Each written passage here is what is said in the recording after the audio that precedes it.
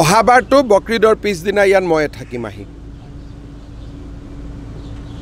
ইয়াতে ৰাতি ময়ে থাকিম ঈদৰ দিনাখন মই ইয়াত আহি যাম আৰু ইয়াত মই থাকিয়ে দিম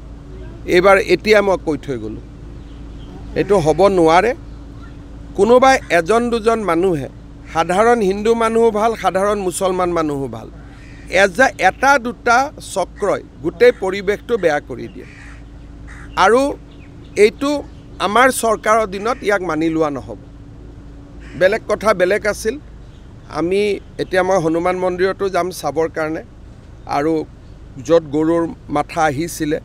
আৰু এনেকুৱা কাম নহ'ব লাগিলে অহাবাৰ গোটেই ৰাতি মই হনুমান মন্দিৰত নিজে বহি থাকিম কোনো কাৰণতে আমি ধুবুৰী ঘাটৰ বাহিৰত যাব নিদিওঁ আৰু আজিৰ পৰাই আপোনালোকে দেখিব আজি ৰাতি কোনবা ওলাবতো গুলি খাব বাকীটো চলি থাকিব বাকী কথা আজি নকওঁ আৰু ছত্ৰ বা আন কথা আজি এতিয়া অৰ্ডাৰটো ওলাব গধূলি 6টা বজাৰ পৰা আমি অৰ্ডাৰ কৰিম সন্ধিয়া 6টা বজাৰ পিছত কোনোবাই যদি কাবাক পাথৰ মাৰে আক্ৰমণ কৰে পুলিচক মই কৈছোঁ যে কোনো ৰখি থকাৰ কথা নাই আমি ফৰ্মেলি আজি অৰ্ডাৰ ইছ্যু কৰি দিম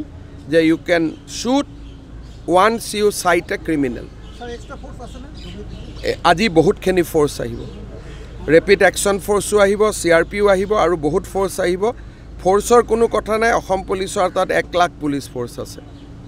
গতিকে ধুবুৰীক যিমান লাগে আমি সিমান দিব পাৰিম